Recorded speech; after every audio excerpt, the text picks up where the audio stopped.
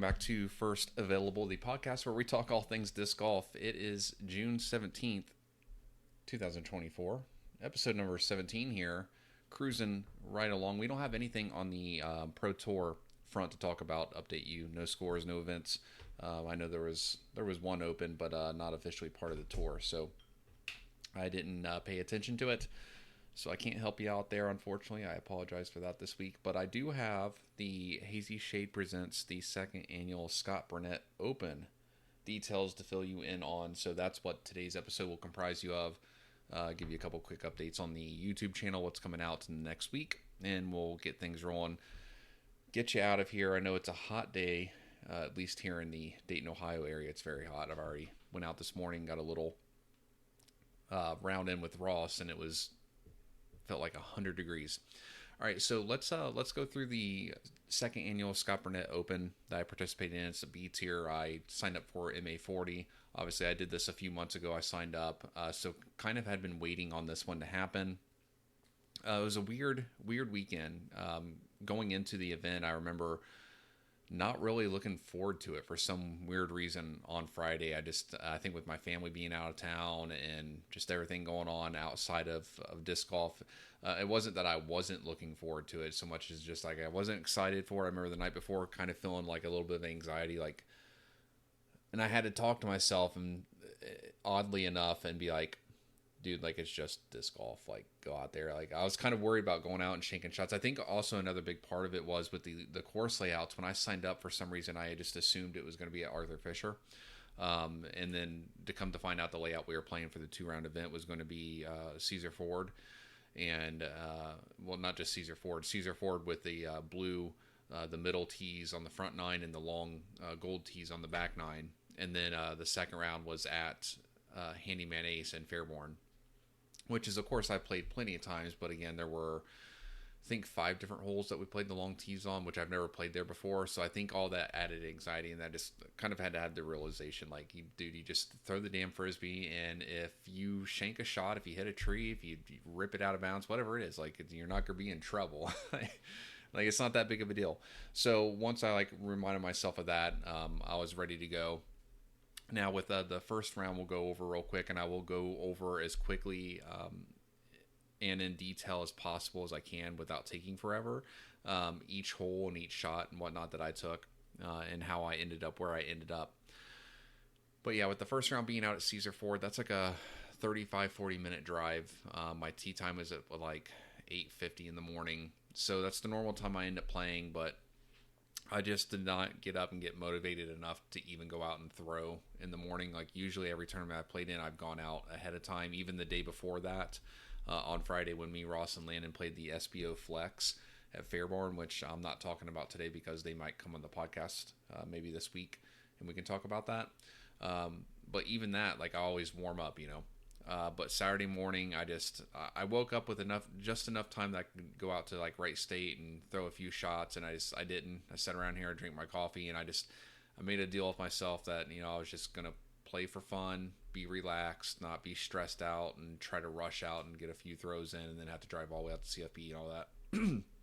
Didn't deal with it, but we start off on hole 1, and again, we're playing from the blue tees, the middle tees at Caesar Ford, and the first shot requires you to hit a gap right off the tee box, which kind of sucked. And then there was OB to the right, and it's kind of like a downhill tunnel.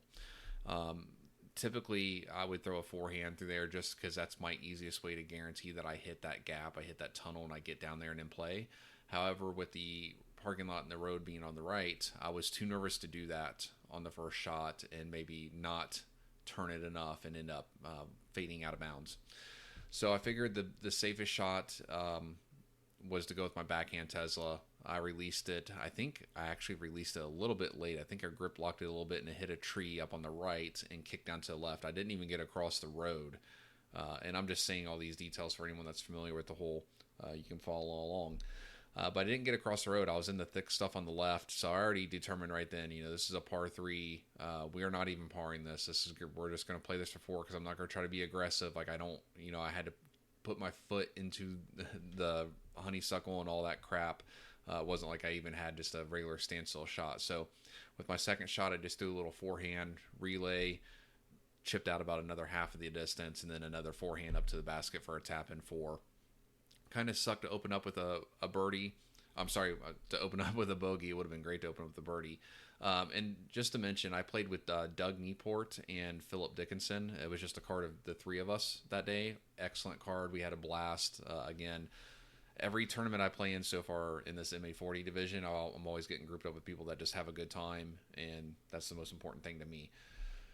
But yeah, Doug and Philip played that hole just fine. They both parred it. And I'm not going to go over everyone's score on every single hole, but yeah, just wanted to mention that. They played that well. Moving on to hole 2, very long wooded hole. It was a par 4, only 516 feet, so I figured, I want a par here. Off the tee box, I'm not going to try to get aggressive, even when me and Ross and the boys went and played there earlier, a couple weeks ago, a month ago, whatever it was. Even from the short tee pads, I was semi-aggressive on that, and we easily birdied it. So I figured I was just going to throw my elevation binks on backhand right up the middle. If it hits a tree, I don't care because it's my binks and it's just going to fall down whatever it hits. And that's kind of what I was hoping for. Like, let me chip my way up and get a par on the board so I can kind of get some momentum going.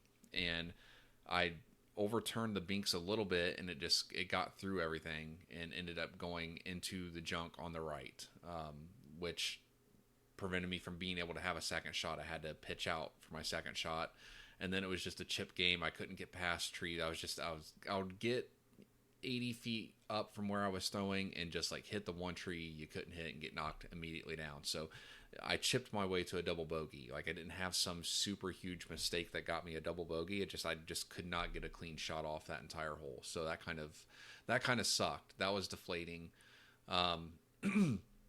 And then we get to hole 3, and I'll be honest with you, this is going to be the case a few times because I've only played Caesar 4 twice. I played it once back in 2022, and I want to say it was like a February-March type deal where me, Ross, and Landon and Keegan went there. I mean, man, they were still little, so that was a couple years ago. And then we just went last month for Ross's birthday, and both times played the short tee. So a lot of these holes I may not even remember, just have to glance over the score to tell you the truth. And I forgot. Let me put it on for anyone that's watching. I forgot I had the scoreboard over here I'm actually looking at. So yeah, hole 3 I don't really remember too well. To go over in detail, 471 foot par 4 definitely seems like something that you should birdie, par or worse, but I bogeyed it. So I go bogey, double bogey, bogey to open up, +4 through 3. I figured that at that point, I literally just like let out a breath, and I was like, okay, we're here for fun. Like, now we get to literally not worry about score stuff. We just get to, I've put myself behind so far to where like winning the thing is out of question, right? That's what I thought, at least. Which wasn't a big deal because I don't go into these things expecting to win. I just want to have fun. So anyways, we step up to hole 4, and like this is one of the first holes like I remember when we stepped up to, like, oh yeah, this is the one that has that big gorge up by the basket to where you have to like get over that and then go up onto the shelf of the hill. My scorecard's crap. I'm teeing off last, and I stepped up, and this one's kind of like a downhill and to the left a little bit, like kind of like dog legs left, and then goes straight and goes back uphill. So I took my Wrath, and I figured I'm just going to throw this down there and force it on that nose down Anheuser angle. A Wrath is a slightly overstable control driver. It's like a 9.5, maybe -1.2 type disc. I know those aren't the exact numbers on it, but that's what it flies like. Tesla, Undertaker, Grunt from Pipan, all these kind of discs, right? So anyways, I just put the exact perfect amount of Anheuser and nose down on it to where it held that angle the whole way, got me 2/3 the way up the fairway, and just dug right into the ground to where I'm sitting at the base of the hill chipping up onto the green. And we got down there, and again, I didn't even hesitate. I put my mini down, and I picked up the Wrath again and threw basically the opposite shot, just a straight hyzer push up the hill, just figuring I was really happy to walk out of there. It was a par 4, so I was going to be happy to walk out with a 4. So that's why I didn't really even concentrate on my second shot. I just chipped it up there knowing I'd get close enough to where I could lay up and take a 4. But it ended up being sitting right next to the basket. I put a picture on my Instagram. There's a tree right next to the basket. It just leaned up against it. Couldn't even see it from down there, so it's 100% luck that it did that. But yeah, finally got a birdie, got on the board. Needed that. I see that Eric and BJ birdied hole 1. Like, I told everyone, like, I can't throw those low shots to do that. All right, moving on to hole 5. This one kind of broke my heart. So I got the tee box after, starting off terrible, but then getting a solo birdie, which I think I was the only person. Yeah, it's the only birdie on that hole the entire tournament. So that's definitely good strokes there. Moving on to hole 5, 280. I thought it was It's not 252. These numbers are 100% wrong. It was 289, 290. Hole 5, and I remember that because I was originally going to go with the reactor because like 300 foot's like my mid-range, but this was a low ceiling and like slow drifting left, like up over the hill a little bit type shot. So I was like, I don't want to try to force a mid-range through there on like max power and end up grip locking it or whatever, skying it, trying to throw it so hard. So I moved over to my green resistor, my new one, my greenish blue resistor, because it is the perfect distance for that. And I was like, I can just throw this normal. I can just throw this straight and it'll do all the work. And I threw it perfectly. We all three thought that it was parked. To be honest with you, it was close enough. I probably had 35 footer. It's probably just outside circle, maybe circle's edge, that I should have been able to make, but I didn't make that putt, so I took a par. That would have been nice to go back-to-back birdies after a terrible open. Because then hole 6... 5 and 6 really got away from me here because I just detailed what happened on 5. Hole 6 is the first one that I knew before we got there. Like, this is going to be one of those holes where I probably have a little bit more of an advantage. It's a wide open bomber hole. Even from the blue pin, I was worried about moving from the short tee to the middle tee. That may bring OB more into play to where I won't be able to try to go max distance. But it was wide open. I stepped up with the relativity. I pulled it just an ounce too far right, just a little bit too much turn. I got the almost max flight out of it, but I ended up being on the right hand side of the fairway. There's tall grass that lines it, and I was just half a step. My disc was halfway hanging in that, so made my footing for my upshot awkward. But I went with a reactor. I probably had I don't know, 225, 250 in straight at it, and I just pulled it a little bit right. And I left myself, again, probably another 25, 30 footer uphill putt, so it was a little bit tougher. And I thought that I lost my mini, so I didn't mark it and give myself better footing. And my mini just was in the wrong pocket of my bag. But anyways, took another par there. So 5 and 6, while very stress-free, easy pars for me, and that's good, especially after a rough start. It would have been nice if I could have snagged those putts. I just needed to make some putts there, and I didn't. Hole 7, God, I hate this hole at Caesar Ford. It's the little short uphill hole. This says 156. I think from the middle tees, I think it was more like 189. Whatever it was, I didn't even mess with that. I just said I'm going binks and I'm trying to get as much distance off the tee as I can. Whatever it hits, it hits.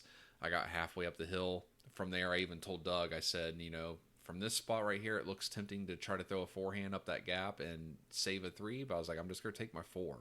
And I still threw a forehand up that gap, but I didn't go aggressively hard at it. And he said when I threw it, he's like, yeah, I don't know. I think you're putting there. And I was like, I didn't think it was going to be, that fortunate, but it ended up being parked. I had like a 15-footer to save a par on hole 7. So took that all day long. Moving on to hole 8, that's where we had our first wait. We were one of the first cards to tee off, but we did have the group of I think there was a 60 age protected division going on, if I'm not mistaken. Whatever it was, we didn't have to wait on them very often or very long when we did have to wait, but hole 8 was one where we did. And again, this is another bomber hole from the short and from the long tees, but from the middle tees are to the right of this fairway. So on the short tees, to where when we played our casual round there, I just threw my Dimension, which is my most overstable distance driver, and I threw it aiming far right, right at the trees, knowing that it'll just fade out, land right in the middle of the hill, not in the tall grass. But on the right-hand side, it was a little bit more tricky because you had to ride something, you had to push the tree line and worry about not over fading out into the tall grass. So I didn't go max distance. I didn't try. The last thing I wanted to do was go tenacity and try to really max it out and overturn it into the trees on the right. Like that's the one thing I kept saying is like the tall grass on the left sucks, but it's inbounds.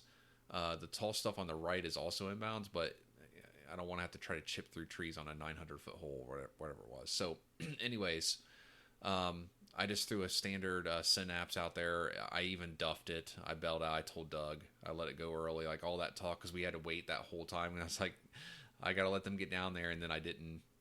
It was a bad drive. I mean, it landed in the middle of the fairway. It was short. Whatever. My second shot was really good. I took the same exact disc, but I threw it nice and hard and low and flat and got down to the tree line.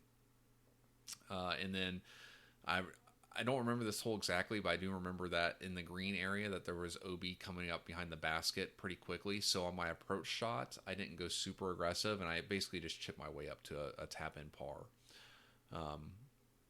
Again, I wasn't checking scorecards or anything for this entire first round. After that opening, I thought that, I don't like to check. I don't think I would check the scorecards even if I thought that I was playing really good, just because for me personally, I'm not a good enough golfer to where seeing the score, unless like I might check it if I feel like I'm close to the lead at the end, like the last couple holes of a tournament, because then, it may make you lay up in a scenario where you otherwise wouldn't. But outside of that, like checking the scores in the middle of this round, it's not like, oh, shoot, I'm down 2. I need to start playing better. Like, it's not going to change my game. I'm not good enough to like change the gears like that. Like, my game is just my game. I got to play it and let the chips lie where they're at. For the time being. All right, moving on to hole 9. I didn't realize this was a par 3 because again, I wasn't really paying attention. I was just like, I'm just playing. I'm playing to play. But yeah, with it being 450 and it was uphill, and I remember there was a road that was OB, and when me, Doug, and Philip were all talking about this, is like, I'm not messing with this. Like, I don't know how far the road is. I just took my hex and I threw what I knew would be like a 275-foot shot right up the straight left gap.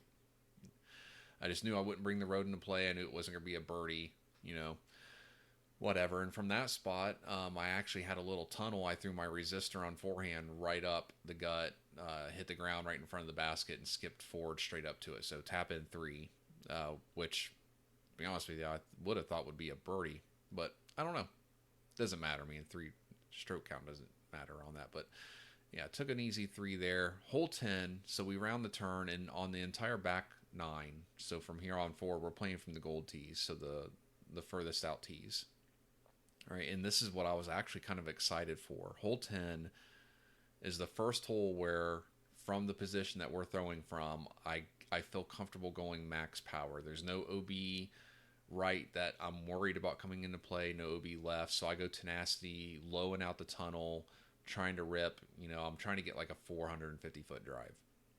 We're on 10 here. It's a 630-foot hole, which shows you how dumb of a play going for 450-foot.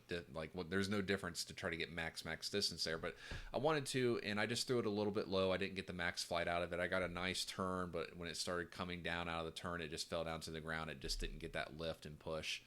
But I remember I left myself at exactly 305 feet that I ranged, straight shot at the basket. The only OB was long, so it was an easy decision. It was just like it's the most straight shot in my life. Like, not even just left and right straight, but like even the elevation, everything was just a perfectly straight shot. So I took my hex and I just threw it dead straight, and it hit the hill coming up to the pin and slid up to it and had a 5-foot putt. So easy birdie there. That felt great going on that hole. And then I remember hole 11, the only OB was the road on the right, and there was tall grass on the left, and I was like, okay, I'm just going to, hole 11, 550 feet, par 4, easy birdie. Easy. This is a must birdie hole, and Chris, sorry if I mispronounce your name, Chris Paquette was the only one to birdie it. That shocks me. And I'm the only one to bogey. I'm the only one not to par it, other than the birdie. And the dumbest, every tournament I play in, I have one hole where I don't know, brain fart, because hole 11 is, like I said, I feel like everyone should have birdied it. I went hex off the tee pad, and I just let it fade out a little bit. I was a little bit left of where I wanted to be. I landed maybe 10 feet into the tall grass, which kind of sucked, bad footing, but whatever, it was safe. I just didn't overturn it to make sure I didn't go OB right on the road. And then for my second shot, I said, okay, I'm going to try to get up there on the green. It's on up on the hill. If you played it, you know. And I went with my time lapse. I was going to throw it on forehand. And I remember saying to myself, you know, that road is OB right. Like, don't let it come out early. Like, if you overturn it to the left and you're in the tall grass again, it sucks, but you can easily chip up, take your par, and move on. But I sawed it off. I threw it nose up. It got to the hill, faded out before getting on to the ground, and just went right over the hill, OB right. And then not only do you get the OB right there on that side of the hill, there's no way to really get up onto the hill. I tried to throw a little floaty forehand, left myself with like a 40-foot putt uphill. And from that point, things are so out of control that I can't run that. It's so steep. It's probably an 8-9 foot incline straight up. That I couldn't run that putt to try to even save just a bogey, because if I miss it, then then I'm taking a 7. So I had to just lay it up at the base of the basket and take my double bogey. That's the one that really bothered me. If that hadn't happened in that entire first round, I would have loved basically my entire first round. But then we go on to hole 12. And I remember this one. This is a downhill. This was actually a really fun shot. You got this super downhill over a creek look right at a basket that's lined with trees left and right. All right, so if you got a straight shot that you can throw nose down and it just goes straight the whole time, you'd love it. Philip and Doug both got across no problem. I think Doug was like circle's edge. Philip just got across. He caught a tree, but he got through and got across. But the reason why I bring all that up, they went backhand. There's this little skinny tree right off the front right of the tee pad, and I actually saw this little window to the right of that if I took my resistor, and like I was talking about back on hole 4 that I birdied, if I threw it nose down and just on the right amount of anhyzer to where the stability of that disc is going to kind of lock that in and just go straight and dig into the ground. Again, because I had just come off a stupid double bogey, I was just like, I'm throwing that shot here into that ground because I know guaranteed it's getting across the creek. It's not hitting any of these trees. It's not going out of bounds. It's probably not going to birdie, so I'm just going to take my par and move on, because like I didn't want that double bogey messing with my mind. And I threw it, and of course I threw it just like I did on hole 4. Absolutely perfect. Hit the ground, 30 feet in front of the basket and just slid up underneath of it. Tap in birdie on hole 12. Which I see Eric, I guarantee you Eric, who also birdied hole 12, went forehand. I don't know about Chris and is that Abel? My eyes are bad. Yeah. Chris and Abel also birdied that hole. So, trying to call out any solo birdies.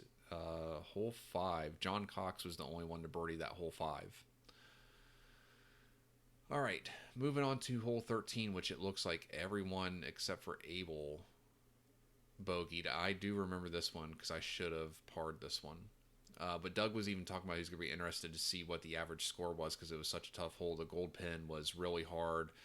So you have this shot where you kind of are throwing straight, and then you're in the woods. You're throwing out of the woods straight, but the moment you get out of the woods, the fairway starts to curve right, and then it goes really long, and then at the end finishes right again. So with me having the tee pad, I figured all I want to do is get through these woods. Like, I'm not trying to get any distance. I got to get out of these woods and into that field out there. I don't care where it's at as long as it's in the field. I just went with a little chip 9-speed forehand. Yeah, my Wrath. I think it was either my Wrath or my Omen. Whatever it was, I just chipped it, and I took my 200 feet of distance out in the middle of the field perfectly fine. Then my second shot, I was sitting in a really good spot to where I felt like I had all the world out to the left. And with all the right tree line, all I had to do is throw up that hill to the left with my tenacity, let it turn the whole time, but just, throw it nice and super far safe left. Yeah, I'm going to be out of position to the left a little bit, but I'm going to tear off a good 380, 400 foot of distance here and get in position to guarantee a par, maybe even get out of here with a birdie. And I yanked it. I yanked it right into the trees. I yanked it really bad to where I didn't even think I was going to find the disc. But yeah, for my third shot then, we did end up finding it. I actually got to the point where I told the other two guys, I was like, I'm not looking for this anymore. I'm over it. But Philip found it. Philip was the disc finder of the group. Every single time anyone was off the fairway, whether it was me, Doug, or him, he always found the disc. But he found it. I got into a spot to where I was able to just throw a little standstill backhand and maybe grab like 50 feet of distance and get out of the woods. But then I just had to kind of chip. I was too worried on my next shot. I remember I threw a forehand omen to kind of get into the gap, and it left me like a 50-foot downhill putt at the basket that has water behind it. So obviously I wasn't going to play with that after already botching the second shot. So I just walked out of there with my, what I take a 6? Yeah, took a bogey, which I think is at or better than average. Looks like there's a lot of 6s, but there's a few 8s, couple 7s. So that hole didn't play very easily for anyone. Like I said, Abel's the only one that parred it. All right, hole 14. Looks like this was a par hole for most. Hole 14. What was after 13? Hole 14. Hole 14 could have been a birdie hole, so I do remember this one. This one had both a left and a right. It's the classic. You have the same exact shot left and the same exact shot right. Your basket's, in the middle, but you got this big group of like trees that you have to go around either way. And all I remember was that I couldn't see the basket. And I was worried if I looked at the map that if you go left side, right, no OB left, right? So I can swing a forehand as far left as I want. There's tall grass. It's going to suck to look for the disc, but it's safe and it's guaranteed to have a look at the basket for your second shot.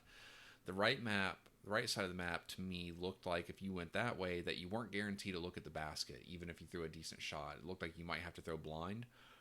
So I didn't want to risk that. Otherwise, I would have went right side. But I went left side forehand. I swung it out nice, wide, and safe. I ended up being in the tall grass by about 10, 15 feet. But it left me, 100 foot, maybe at max, chip up forehand with an entropy for a tap-in par. So very easy par. To me, it wasn't something I could even try.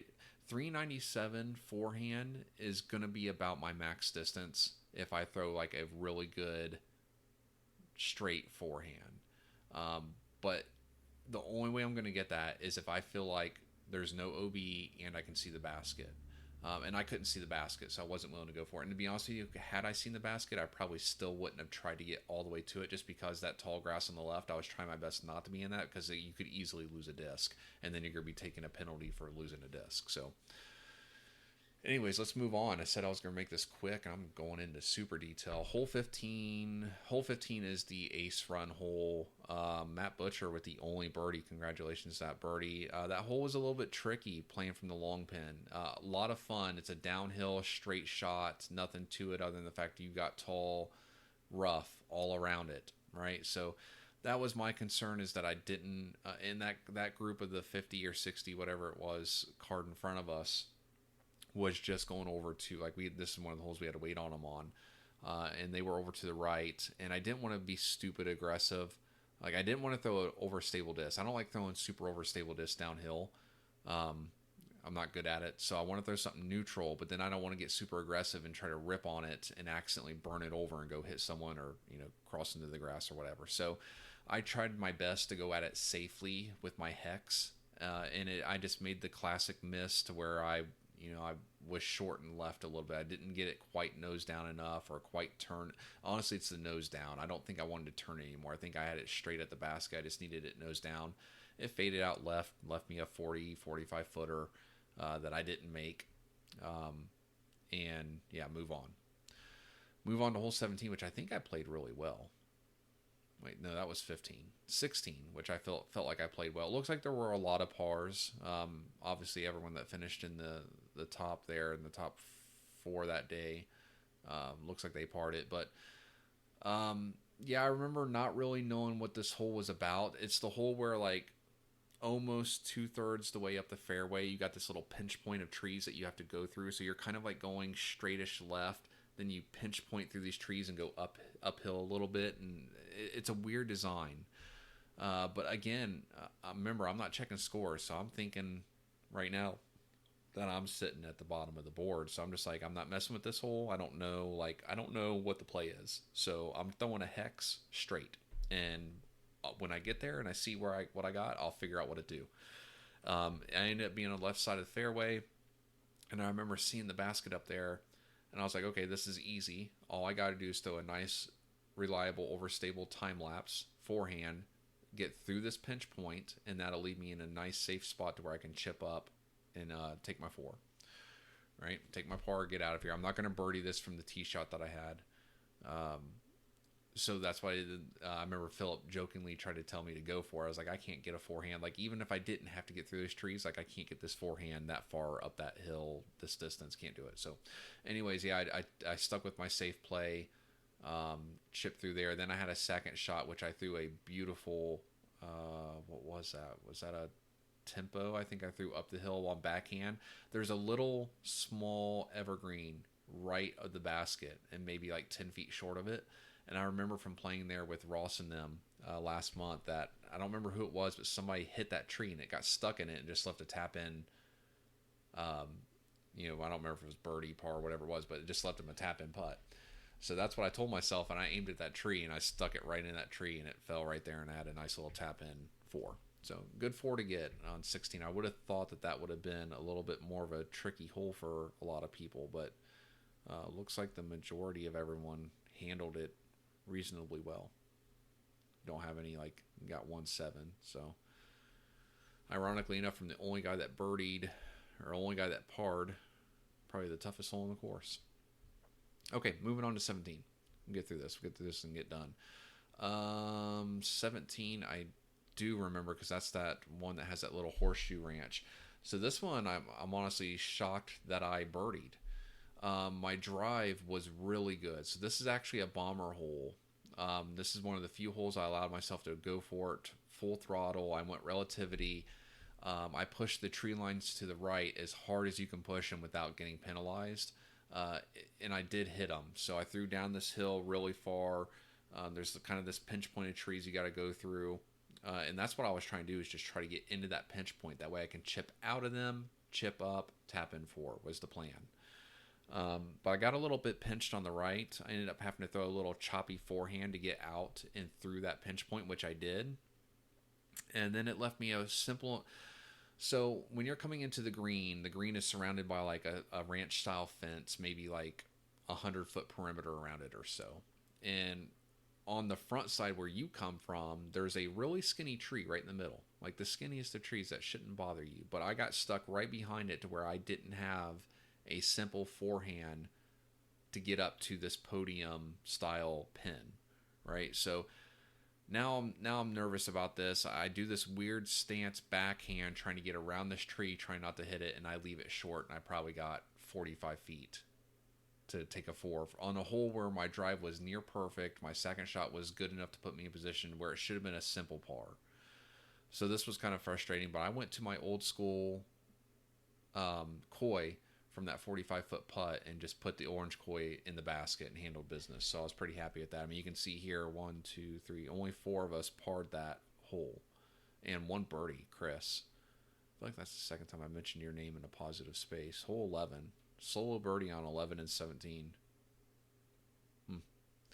I was happy to take a 4. Moving on to hole 18, tee shot really tough here.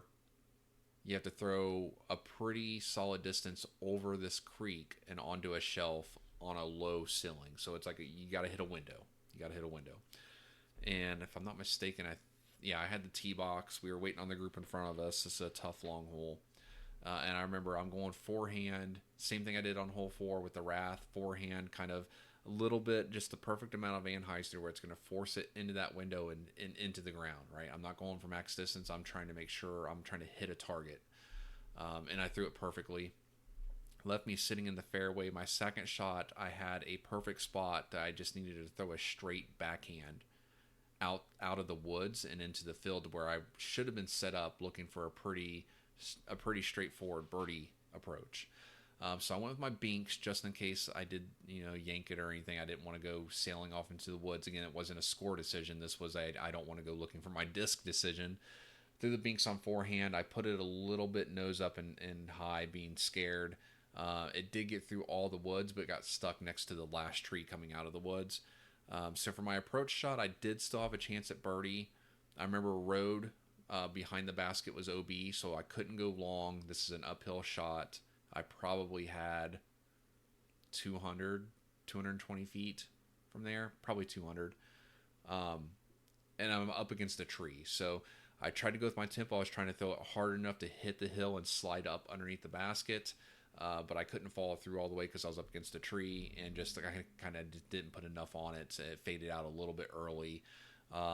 Left me a 40-foot uphill with OB behind it putt for birdie. So I did give it a soft bid, but it was not any realistic chance of it going in. So I just took a tap in par.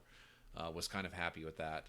Again, you can see there's some pretty big numbers. Some people got bit on that hole pretty hard.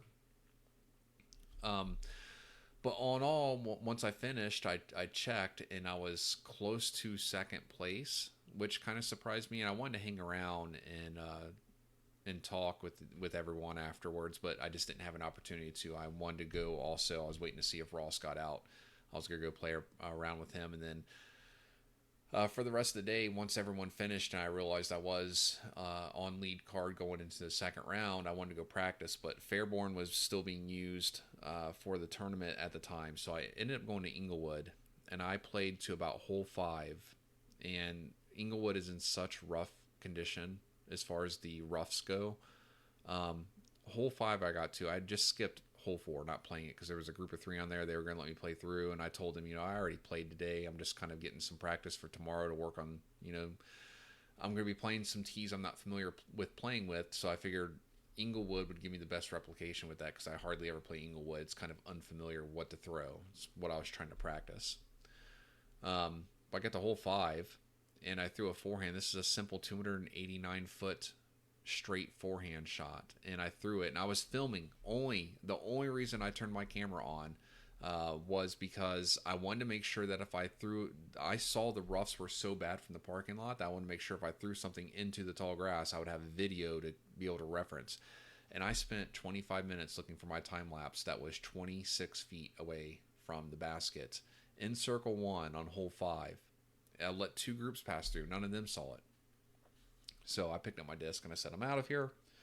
And by then it was like 4:30, 5 o'clock. So I was able to go to Fairborn and get a practice round in there, which I'll talk about a little bit maybe as we go through the round 2 scores, just as a reference point, because I did not play good. So just so you know, with the exception of one hole, me, Ross, and Landon played this Fairborn layout on Friday for the SBO Flex tournament that we played in, which Ross won. Congratulations to him. I broke a new record, a new personal best, by not only finishing in second place, but also finishing in last because we were the only 2 that played. So I scored 1 under on Friday. So I was thinking, I was running back through my shots and what I messed up and what I could do better from Friday, and I was thinking 4 under. 4 under is the score for me to get to. I didn't think 4 under would win. I think Eric had a 3-stroke lead going in there. Yeah, he had a 3-stroke lead. I didn't think that he was going to shoot any worse than -1. Which, I mean, I remember watching him lay up a lot in the last few holes, and he still shot -4. So, yeah, the -4 wasn't going to win. I thought -4 was the score for me to try to get. So, yeah, starting off on hole 1, Fairborn playing the long tees. I'm teeing off 3rd, I believe. First off, I got to play with Eric Calhoun, John Cox, who, I've known John throughout this year from earlier, from some other tournaments, and BJ Burke, whose name I've seen. These are names of guys that I've seen since I first started playing disc golf a few years ago that, very well-known names in the area. So it was pretty awesome to finally get to share a card with those guys. We had a lot of fun. It was a blast. Like that was the best part of the weekend. Friday, shit. I did play there Friday, but Sunday didn't feel like a tournament. Like that just felt like playing around at disc golf with the guys, which that's what I really love. So thank you guys if you're listening. Yeah, so let's start off on hole one. I don't remember where I teed off. It was either second or third. I feel like it was third, but I remember in practice and in the first round of the SBO Flex, my Friday round there, it seems like such an easy forehand hole for me because it looks really far away. You got this window, right? You're throwing straight into this window that's then going to curve right and go uphill. And to me, that screams forehand. You just throw your forehand right in. It's like a perfect forehand shot. But every time I would do that, my forehand would be left. I would miss that gap left and go into the thick stuff, which I wouldn't think would be possible because it seems like it's much further. And I think that's the problem. I think it's a deception on the distance there. So especially when I saw that Eric, who teed off first, that he did that exact thing. Like that put it in my mind. I was like, okay, I'm just throwing my backhand Tesla and it should go into that window. Like I would have to miss pretty hard left or right not to at least get it into that gap. And it was a perfect shot. It got right up on the shelf, left me sitting in a place to where I actually had a nice straight forehand resistor shot. The resistor was a little bit much disc from where I was at, but going uphill. And I'm sorry, this is a par three, hole one, 402 foot according to this. The resistor was a little bit more distant than what I needed from where I was at, but I didn't want to have to throw something super hard. I did have to navigate a few trees. I got by everything, and I got to, there was a tree maybe like 10 feet in front of the basket, a little skinny twig tree, and I hit the base of it, and it hit edge and rolled back down the hill to like a 45 footer. So to be honest with you, if you had told me I was going to get a 4 on that hole going into the tournament in general, I would have been more than happy with that. I mean, 2 people 3'd it, and Eric was one of them. He was out of position off this drive, but he threw a great second shot forehand, parked it. I would have been happy with a 4, and that's what I ended up taking, so wasn't disappointed there at all. My plan for this day going into it was to try to keep pace with the card, was try to try not to lose position relative to everyone that I finished with, on day one. That was kind of my test to see if I could do that. So far so good. Kind of felt like one got away from me. That could have been a birdie hole for me, and I would have enjoyed that, but wasn't mad about a 4. So hole 2, I've been throwing the binks on this hole. I don't ever, I promise for anyone that watched me play in the tournament, I throw that disc a lot at Fairborn for some reason in tournaments, but I don't ever throw that disc on a normal casual round. I'm just afraid if I hit a tree, I don't want to, I don't want to be taking strokes from being really off into the wilderness. So I threw my binks on backhand. I actually turned it a little bit more. But every single time I've thrown the binks on hole 2 at Fairborn, it gets through the gap and gets me into a position where I'm at least playing for par, worst case scenario. From my drive on 2, I actually did have an opportunity that if I could have got through the little approach trees, I could have still got up and down and maybe had a chance at birdie, but I didn't get through cleanly. So I had a third shot that was essentially more or less given a soft, 55, 60 foot bid through a gap of little skinny trees. So I did try to put it in, but I didn't have a really solid look. It was more of a, hey, let's get this by the basket, and if I accidentally throw it in, then I get a birdie I don't deserve. But I took a 4 there. Wasn't mad about that. That is a hole that I would like to score on. You can see almost the entire field scored on. Only 3 of us birdie it. So it's definitely, playing as a par 4, it's definitely a birdie hole. That's okay, though. I wasn't mad about a par. Hole 3, which it gets moved to the long tee pad as well. Hole 2 was short tee pad. Hole 3 was long tee pad, which I didn't think I was going to like, but I've come to love it. I haven't missed the gap one time between both, the Friday and Sunday round that I played there and the practice round that I played on Saturday. For me, it's just I throw a tenacity on forehand. I know I just try to throw it straight, and the understability of the disc will allow it to flip up and get out the gap, while the overstability because of the speed of the disc will also make it, go straight and fade out right at the end. I figure that's a 4, that you're playing for a 4 with the type of forehand I'm trying to throw. I remember Eric threw a forehand, but he threw more of a penetrating forehand. I'm throwing one that's just trying to get out that gap and bail out right to be safe. But my second shot, I threw an Omen, and I honestly, when I let go of it, I would have swore up and down that it just didn't have enough juice to get to the pin. I thought I was going to be a little bit short. I thought I was going to be sitting in a perfect spot to where I could just lay up, take a tap-in a tap-in par, and be happy with it. But it ended up pushing through everything and just parked right next to the basket. So I got a surprise birdie, which I was not going to argue about. Birdies were in rare form for me that day. All right, hole 4. So hole 4 on the Friday round, I threw my resistor, and I remember I had the tee pad, and I told everyone on the card, like, I was being tournament director, hey, don't forget there's OB over the sidewalk, and Ross jokingly said none of us are going to have to worry about that. And I threw my resistor, and I grip locked the crap out of it, because there's a tree that you have to choose if you're going left or right of, and I always go left of it. I'm always more if I'm going the straight line and flexing more than I'm going to go, the right side and highs or something. But I grip locked it and released my resistor right over the damn sidewalk and went OB. It was my big mistake on Friday. So with that in mind, in my practice round, I could not get a disc there. Everything was either short and left or over flexed and right. I just couldn't get the perfect shot. That's how my shot was on the tournament on Sunday. I threw the resistor. It was a good solid shot. It left me a 45-50 foot putt for birdie. It just wasn't a committed enough drive to have a stress-free birdie, and I didn't make the putt. It wasn't a bad putt attempt, just bailed out a little bit. I missed a little bit left on the chains. All right, moving on to hole 5, and this one is one of the last holes until the end of the course. Or no, it's not. I'm lying. Something else happened. Hole 5, long tee pad, and this is the one that I hate the most. I just don't like it. You're sitting in between two rows of Christmas trees that you have to throw through. The basket's kind of like straight, but you got this weird sidewalk on the right that's OB. From the short tee pad, it's honestly, I think, the easiest hole in the entire course. From the long tee pad, for me, I'm not good at throwing low shots. I couldn't get out.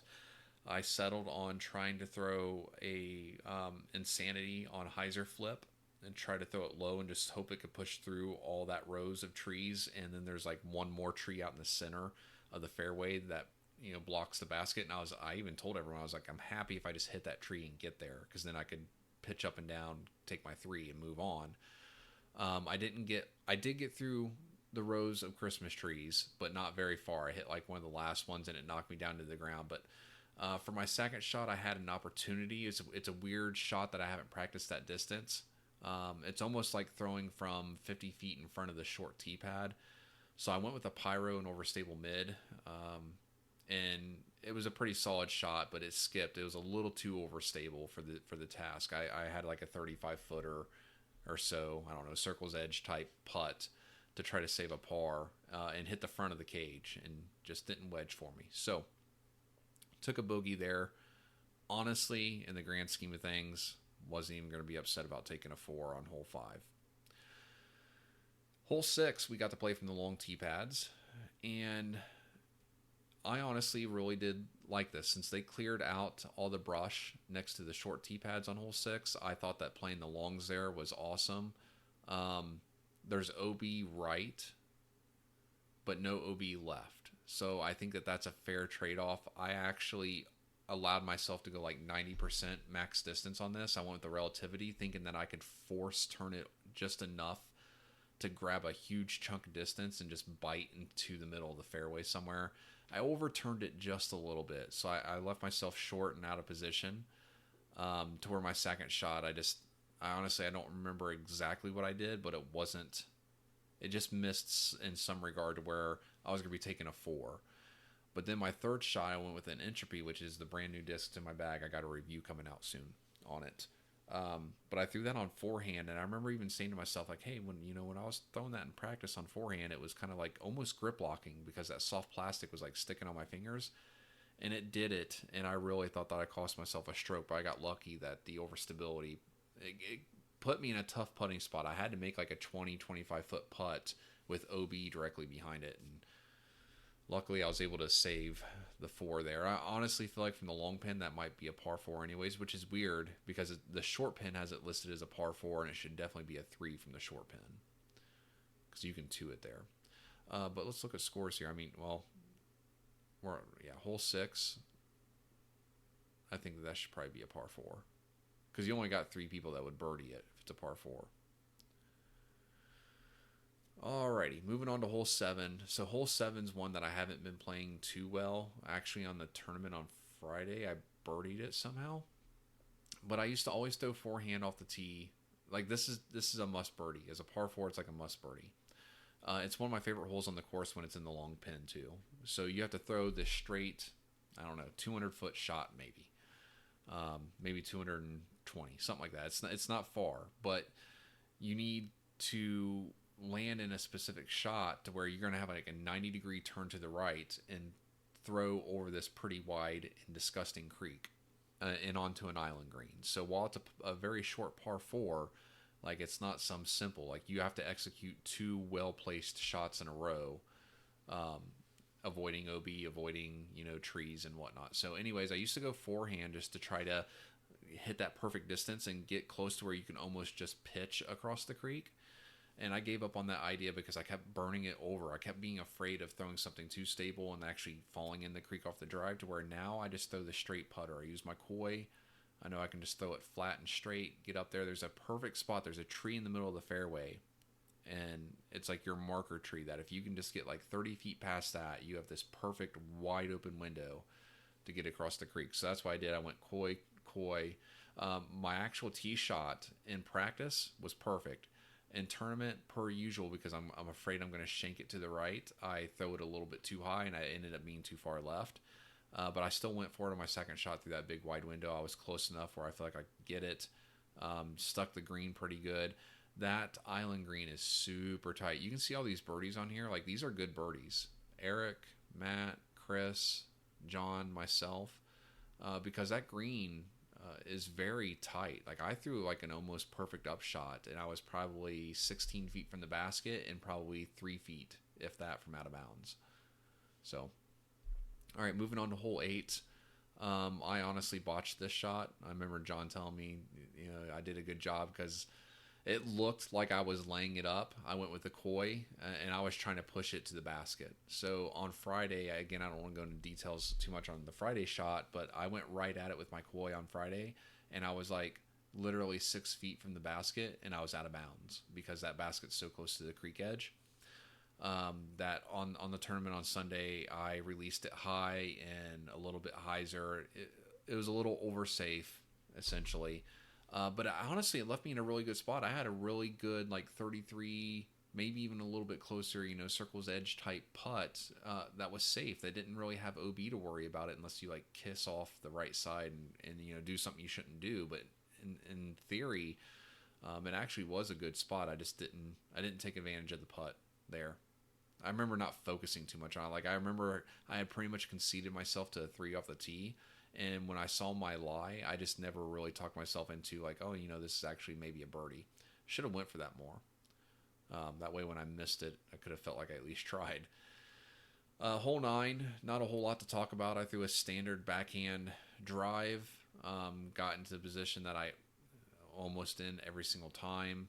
Second shot was kind of tricky because I had to poke and pray and get through trees. So again, I didn't want to deal with the kicking of the trees. I said I'm going with my binks, and I'm going to go throw.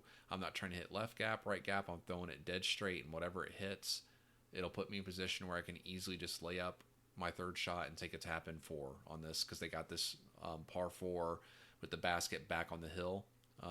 Like, unless I happen to just get lucky on my second shot, like I'm not running any putt on that hill. But of course, expecting to hit the trees, the binks went through everything to where then that allowed it to fade out left at the end. I honestly thought it was going to be in a really tough spot to get up and down and save my par, but I had a simple little chip up backhand with the orange koi that just sat right at the basket. So easy 4 on hole 9. And only 3 birdies there, so I wasn't missing out on much by not birdieing that. But even though the 3 birdies, 2 of them were on my card, John and Eric. All right, moving up to hole 10. I can't believe I screwed this hole up. What'd I get here?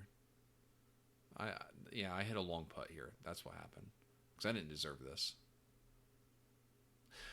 So hole 10, you got OB Creek, halfway down the fairway. And anytime I've ever tried to get over that, it's never benefited me. So, like, this is one of the 2 holes on the course that I had a very solid, easy, like, this is guaranteed birdie hole. Not guaranteed birdie. The second one's guaranteed par. This one's a guaranteed birdie. Chip forehand with an omen / firebird, essentially, right off the tee. I'm not trying to grab a bunch of distance, just a simple. I even told everyone, because one of the guys had just teed off, said that he was going to move. I think it was Eric. said, give him a second to get in position to, spot for me. I was like, oh, I'm not going to need a spotter. Like, I'm not trying to do anything silly. This is a chip forehand into the hill of that creek. Simple business. That's what I do every single time there. And I duffed it. I let it go off the fingertips early, and it just got lucky and got through everything. But I was super far right side. Second shot, I honestly don't even remember what disc that I used. I might have just used the Omen again. I remember contemplating doing that. But again, I had a longer, more swingy type forehand I needed to get. And I threw a decent shot. No, I threw the resistor.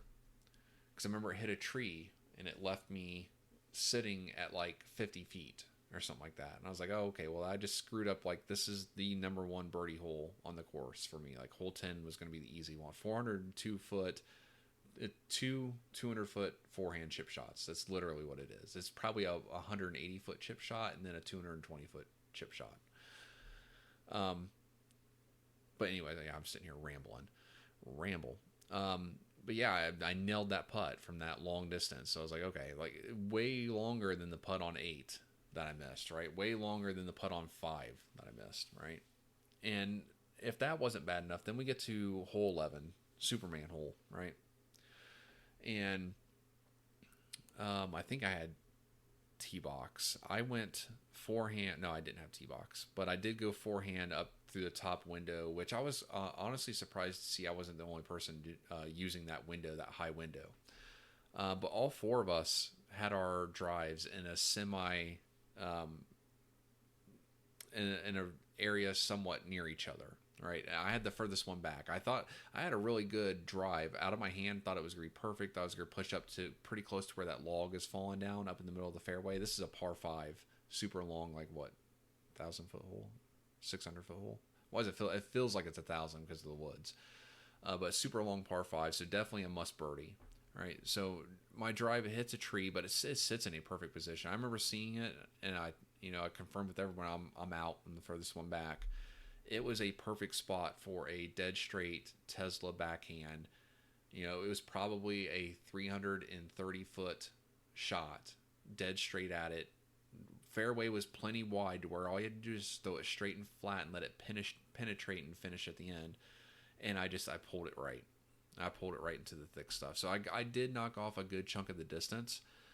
And I wasn't super deep into the stuff on the right, but I definitely blew an opportunity to possibly score an eagle on this hole, and I thought that I had actually ruined my opportunity for birdie. My third shot, because I had to do a standstill, patent pending type backhand with an understable disc, I used my uplink, my understable mid-range. I thought that I was going to pitch out, and I just wanted to grab myself 50 foot of distance. I hate pitching out horizontally. If I'm going to pitch out, if I can at least just grab 50 feet of distance, at least I felt like, I made a throw. I didn't realize that getting that 50 feet of distance put me at like another 45, 50 foot putt, which I went with my old koi, my orange one, my OG koi, and I flipped it up there, and I remember it hit the front of the basket, but it hit, it's because I'm a nose up putter, it hit the front of the basket nose up, and it just flipped in and stuck in, and it was awesome. It was the next best thing to a wedgie putt. It saved me a birdie there, hole 11, which you can see here, almost the entire field. I would guarantee you, I don't know about Matt and Abel, looks like they're the only two pars there of what happened with them, but you can see you either probably birdie or you probably bogey that hole, because if you're not birdieing it, you're probably getting hit, hitting off trees and stuff. It's definitely a unique hole. It's a must birdie hole.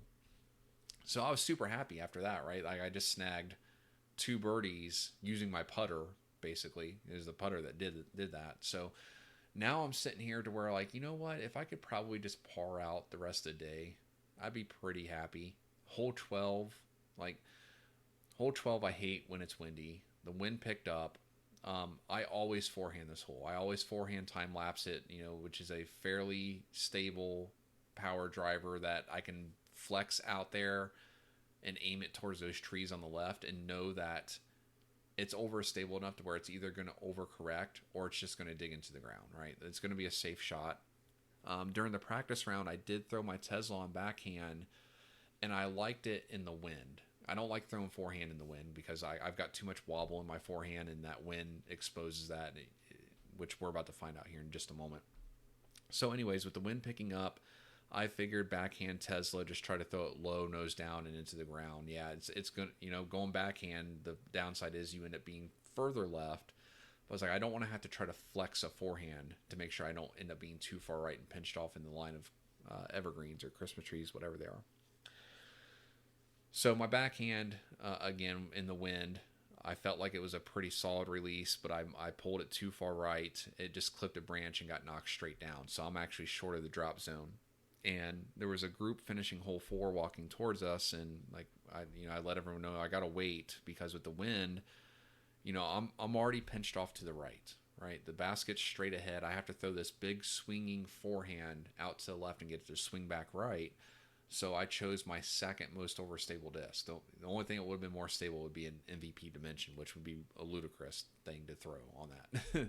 And I'm not going to be able to control it. So I went with my Synapse, which is like a beefy destroyer. And I was waiting for them to move.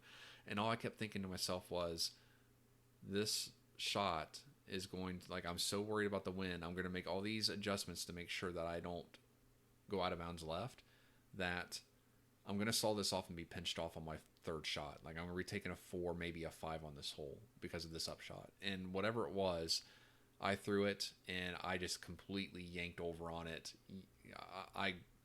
It's the worst. It's that one shot of the tournament that I'm like, I really wish I could take that shot back because it was just a terrible shot.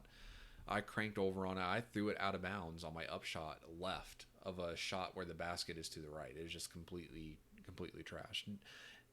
So yeah, I had to take a drop out of bounds. My third shot was really testy because of the wind, but luckily I was able to just throw it low enough to where the ground took out most of the speed. It did leave me a scary 18-foot putt that if I had missed, I'd probably be taking 2 more putts. But I hate hole 12 in the tournaments.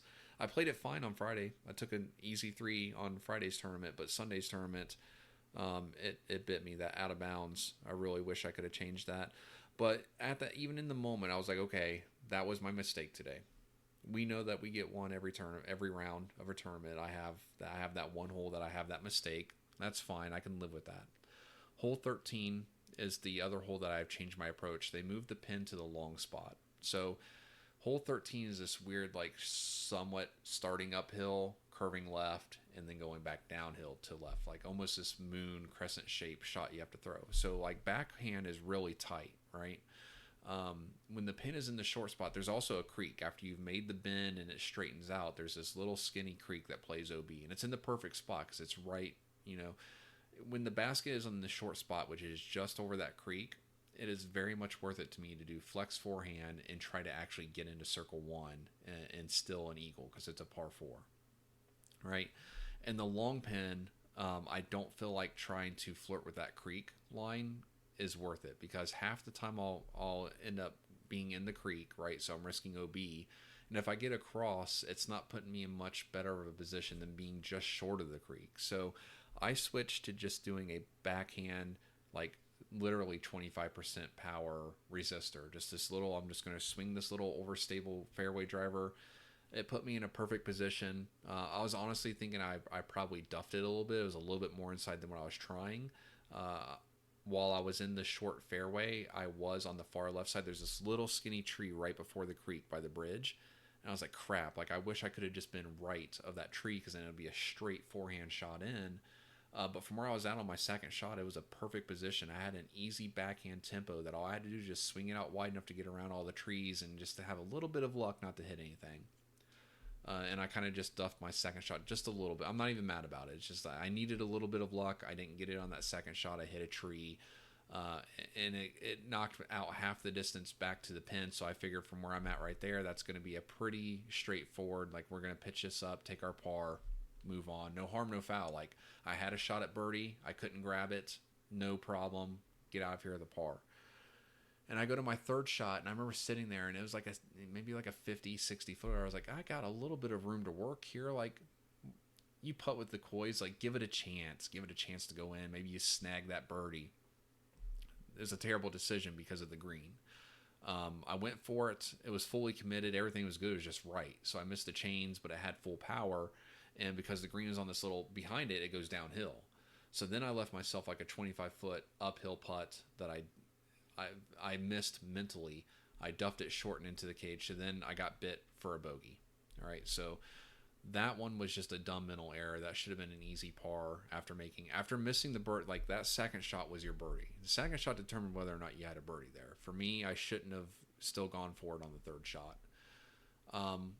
Moving on to 14, I felt kind of bad. Like, oh, now, that's a double mistake. I hadn't done that since 5-6, which honestly I felt like hole 6 is a par 4, so I didn't even consider getting a 4 there mistake. I felt like that was my first double mistake of the day.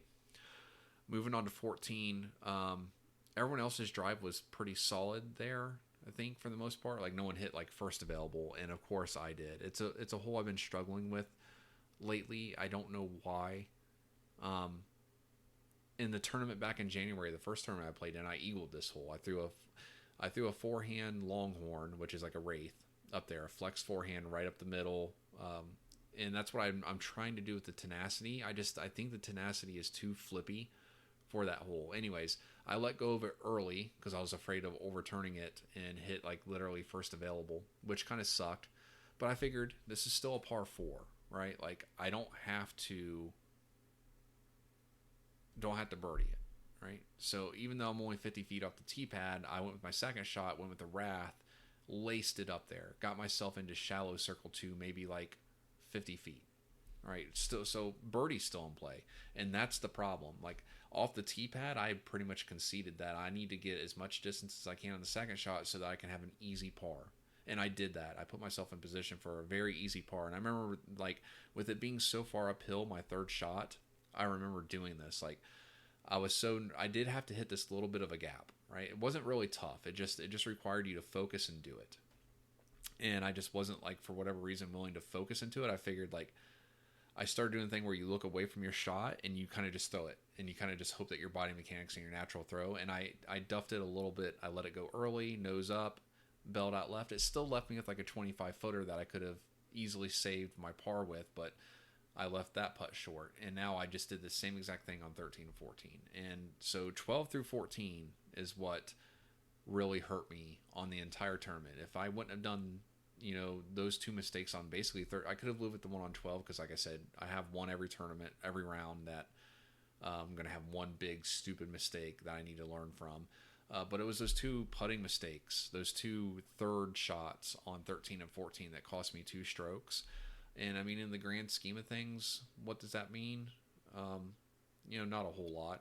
One position difference. So I wasn't mad about it position-wise. It's just because I just gave those strokes away, right? Like, on short shots.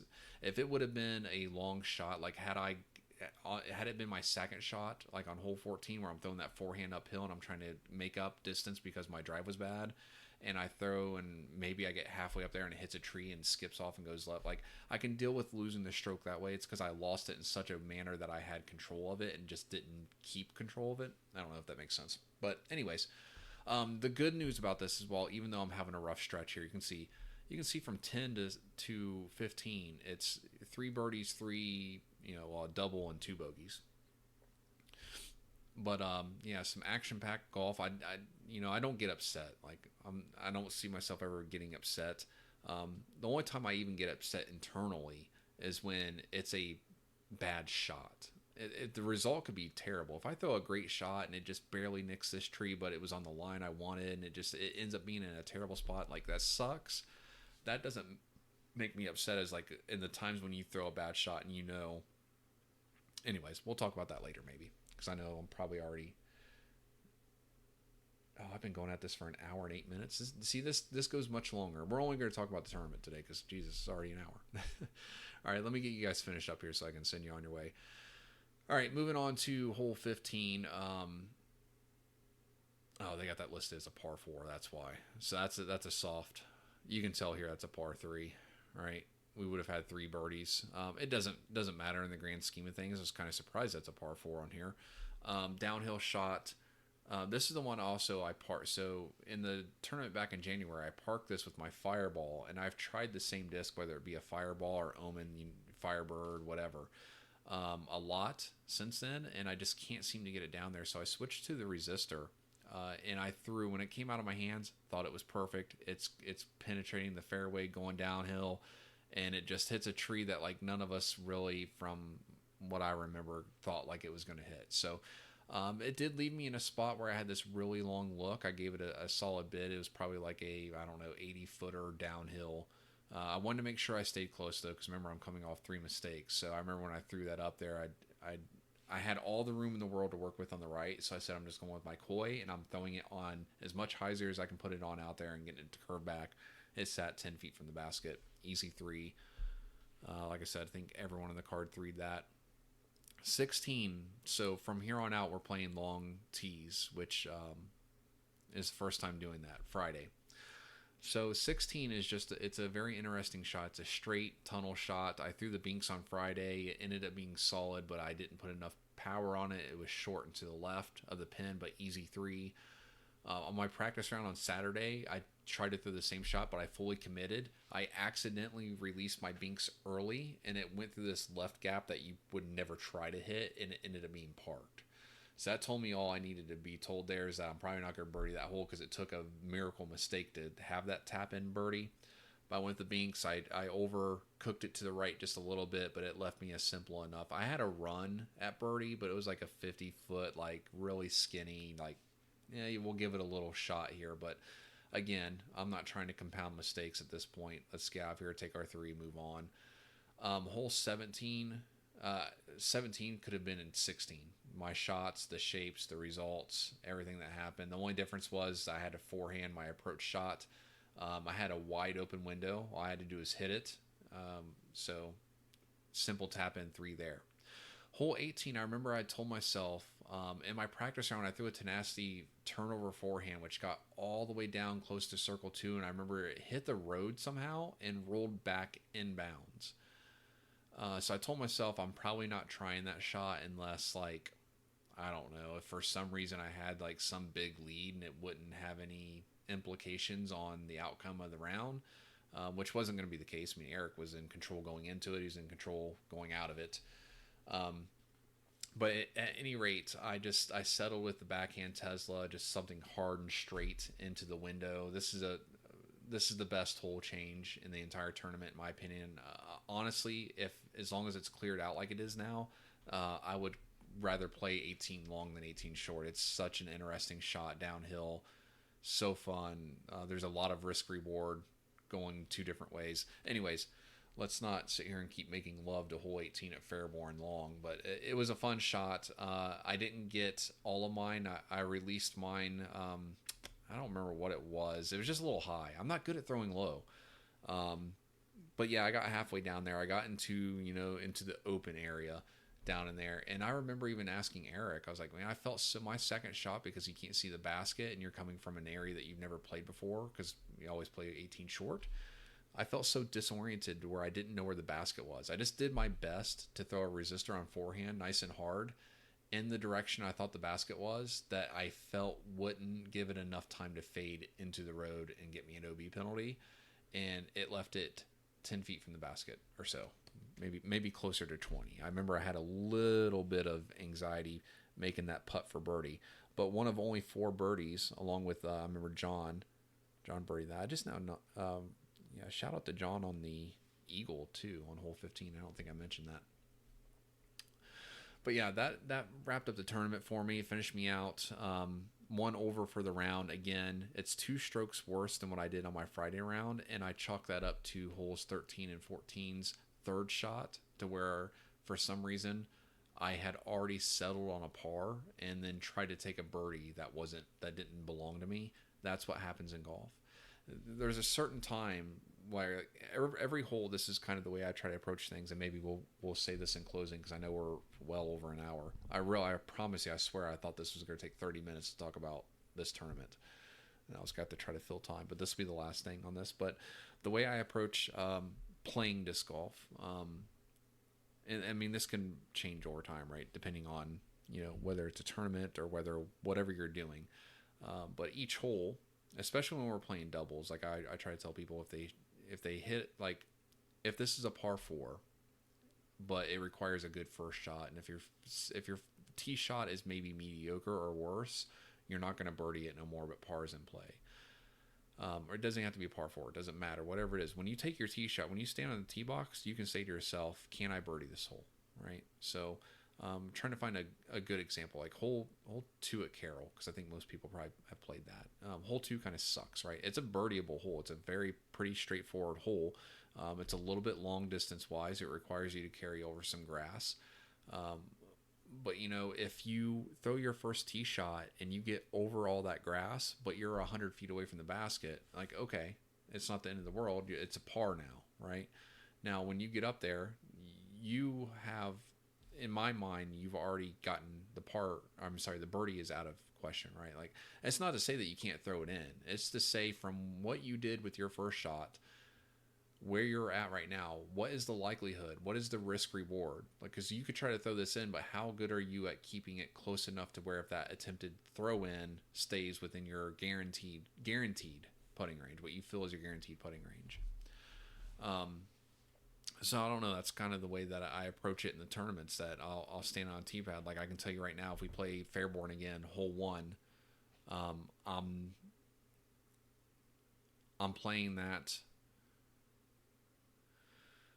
Not to birdie it because it's a par 3, right? So maybe that's a terrible example. Like, I'm trying to par that at best. But like, if there's a birdie hole, like hole 3 is a good example because it's a par 4, and that's the reason why I think I defaulted to par 4 when talking about this scenario in general. Is that, yeah, it's a par 4 and the distance is only 450, so it's it's not like it's requiring some power arm to get there, but it's placement shots. On my first shot, can I get out of this window and into that field to where I have a look at attacking the green with my second shot? All right. If yes, then obviously I'm still playing for birdie. But if I hit one of these trees and I don't get in that field and I can't even see the green, like, I need to stop thinking, well, how do I birdie this hole? Like, I think that's how sometimes you get in trouble. And that's the problem, is that, again, on 13, to try to hammer the point that I'm probably doing a terrible job of making right now, I threw a good enough tee shot to where I felt like birdie's in play, right? I take my second shot playing for birdie. I don't clear what I needed to clear, and now it's knocked it back to where I'm sitting at a third shot that is not a clean putt. It's not a clean putt. It's not a... Going into that putt, I didn't feel safe. I honestly didn't feel safe that I was even going to get it all the way to the basket. So I should have been focusing on getting it to the basket, not focusing on making it. And in focusing on making it, I put too much power on it, sent it past the basket, left myself with an uncomfortable putt, which, again, I still should have made a 20, 25-foot putt, even if it was a little uphill. Should have made that putt, but I didn't. And that is the moral of the story. That's what cost me my 2 strokes. That's the only regrets I had on the weekend. I had a blast. Hazy Shade did an awesome job. I put out some little short videos. I try to bring some attention to some of the cool stuff they do for us. Again, I signed up for these tournaments to play and have fun. I didn't even know that there was a players pack. Like, Ross had to tell me on Friday after we played our flex round. He's like, "Are you going to Hazy to get your players pack?" I was like, I didn't even know there was one. Like, that's cool. Like, I got a disc. I got a lot of cool stuff. Check out my short video on YouTube if you haven't seen it, because they really did. They gave us like a bobblehead. They let us pick our own colors on the stamps of the disc they gave us this year. They did a great job. I'll be honest with you. Also, when we started off the main card or the lead card yesterday morning, it was pretty cool.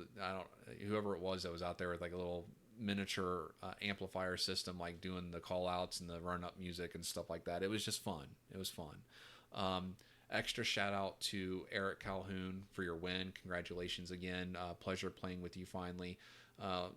Like I said, I've seen you at a bunch of not a bunch of tournaments, but the tournaments I've been at, like, you were a familiar face. And then also I got to play with John Cox and BJ Burke and some known names in the area. Doug Newport and Philip Dickinson. Shout out to you guys as well. Had a blast on Saturday. Extra shout out to Doug too, because to be honest with you, like I said, I wasn't checking scores, especially in the first round, just because, like, I don't know. I don't need to spend an extra 5 minutes explaining why I don't, but I don't. But I honestly, Doug played much better disc golf than I did at Caesar Ford. I think that maybe with a few of the long holes and a little bit of the scrambling is the reason why I was able to recover and get back into, on the lead card for second day. But Doug played some really solid disc golf on Saturday, and I think I was just able to scramble out of my mistakes a little bit. and save myself some score. But he was throwing much better shots. I mean, look at this. He opens up. Actually, this is Fairborn. But yeah, Doug went 5. Hole 1 can just bite you, man. As a hole 1's a tough hole. It should be a par 4 in my opinion. I mean, it would have had 2 birdies if it was a par 4. And like I said, one of those 2 birdies, Eric was out of position. He just had a great second shot park birdie. Yeah, but that's it. But yeah, I mean, Doug went 3-3-2. There's the holes you got to get. A lot of birdies. All right, it was a lot of fun. Like I said, geez, we're already probably an hour and 20 minutes into this. So I'm going to go ahead and end it. As always, if you are checking this out on YouTube, make sure you give the video a like. It will help out my little fledgling channel. Last things before we go, I do have a couple videos coming out this week. We should have the second half of Ocala coming out soon. Probably be another Friday release, so it'll probably be this Friday. And then I do have a disc review coming out. I got the new time-lapse Fission and Entropy Soft Electron, which is a tandem video. I'm going to try to get that one for you guys on Wednesday. And as always, I appreciate you. We'll see you in the next one. Take care.